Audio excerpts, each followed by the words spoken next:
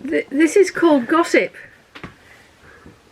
Abby said to Jenny that Connie'd said to Ed, that Ed had said to Jamie that he'd often heard it said, and Jamie went and found Anne, who said she knew already, but he gave her all the details that he had had from Eddie, and Annie passed it on to Peter in the street, who told the rugger team, a hooker is our Pete, and the fullback passed it on to his most discreet pal John, and Johnny dished the dirt to Abby, who was hurt to hear that Connie'd said she was a gossip.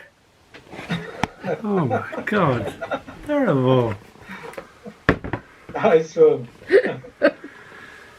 Right, in a similar vein, we picked these not knowing that the other was going to read the same thing.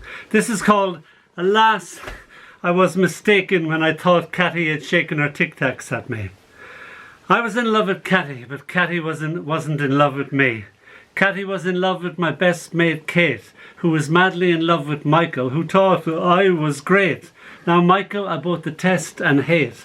Oh, what a tangled web we wove. If music was the food of love, then we had excess of it. We were, each of us, dying of hunger in the midst of a feast. Shakespeare sure said it when he said it, the course of true love never did run smooth. Thanks. On the road. Noun squats on the page, waiting for its verb to turn up, wondering what they'll make today. An unimplied definite article shows up looking for work, along with some punctuation. An adjective and an adverb pretend they are not interested, but would love the job.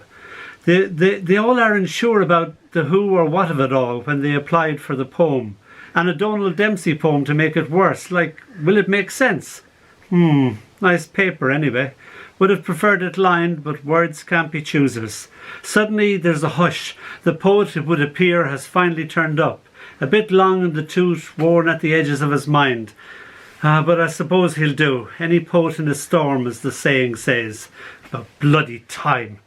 An ampersand mutters, under her breath. A question mark puts her hand up. Can we start now? Right, says the poet. Let's get this poem on the road. In my Corkonian childhood, I was great friends with a river called the Onabui. It lived at the bottom of my uncle's field, and it was also a very famous song. And Dónall swore, Ior, he'd part no more, a storm a cree. And I used to love that. I was amazed that, one, the actual river was in the song, and two, I was in the river, or in the song too. I thought, my God. So I often thought of that river, and I thought, I wonder what has happened. I'd love to see it again. And there was no chance of me seeing it again. So this is called Welcome. Welcome. There was a knock on the door. I opened it. The river stood there dripping all over the welcome mat. It had dragged along birds, trees, bits of sky, an old worn summer. Hi, it rippled. Remember me? Sure, I said. You said that you would never forget me. How could I? It grinned like that summer all over again. Come in, I said. It hung up the trees and the sky on the hat rack. It sat in the bath talking of this and that. Wow, I thought, still listening to the river talk of all the times we spent together. Memory sure does play some funny tricks on the mind. Well, it said, I guess I better be going. It put back on the trees and birds, wore the sky at a jaunty angle. You haven't changed a bit, I said, kissing it goodbye. You've got very old, it smiled. So very, very old. I laughed. I'm not that little boy I was. It wished me well. The door closed. Its footsteps lost in time. I was missing it already. Yes, Dónall. When I was small, I used to often be home from school sick, and I would help my mother with her housework, do all the things she'd do, help her out here where she did something else, make the beds, put on the potatoes, change the baby's nappy. So I do all the things that she do. And so this is about writing a poem again, but my mother's thing has got into it. And I didn't mind because I'd watched Television Scolla. Do you remember Television Scolla, Dan? No? I do. Yeah? And you'd have, and I was 12, and I was reading the leave insert, as I just read anything. And I was at Hopkins, and I was having a hard time with Hopkins. And Brendan Kennelly came on and talked about it in his lovely Kerry accent. And he said, I cut this morning's minion, Kingdom of Daylight's Dauphin. And I thought, whoa, I understand Hopkins now from the music of his mouth. And then years later, I saw him at a bar and he was having a pint. And I told him about watching him then and how much it meant to me. And he said to me, I cut this morning's minion. And I said, Kingdom of Day. And we went through all the poem like that together. So, from 12 to... So this is called A Poet's Work.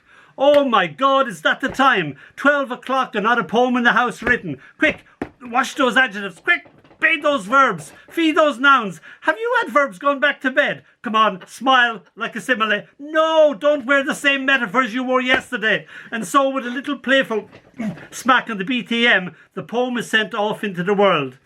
See ya. Be good. A poet's work is never done.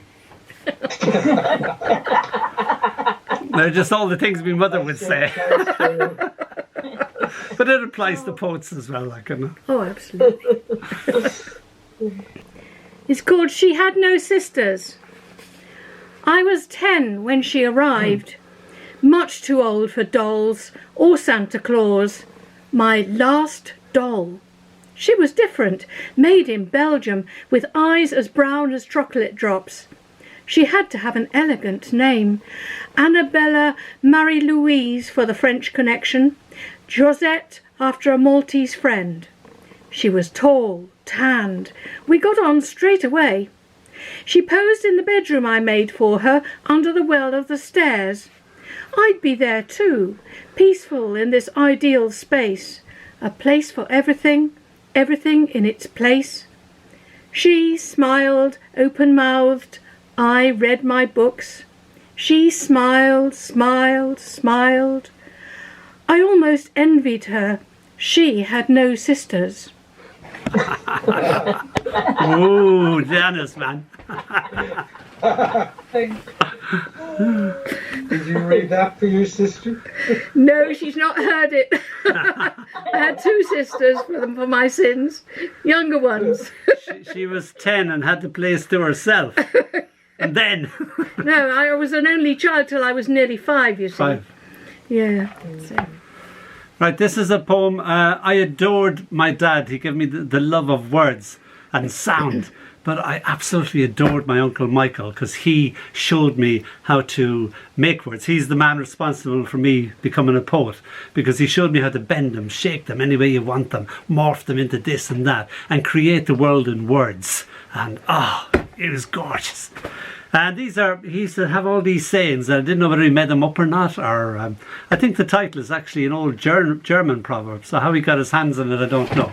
It's called, a thin slice of ham in the hand is better than a fat pig in a dream. Never, Dan, bolt your door with a boiled carrot. As Uncle would say with a wink, tongue in cheek. It didn't make any sense, as our door was always open. We never knew it locked. And I liked my carrots, raw and stolen, plucked from my father's little plot. He perplexed by little human rabbits, his mud-caked boots standing amaze as we hid, holding our breaths, amongst the flowering cur's pinks. But poets and pigs are only appreciated after their death, as they say, whoever they were. But as I always say, don't be after breaking your shin on a stool that isn't there. There you go. Now then, I hope you take that advice, Dan. Yeah, absolutely. Badly needed advice. Yeah. When I saw you bolting the door with a boiled carrot, I thought, oh, what the hell is he doing? You need to tell him. Yeah.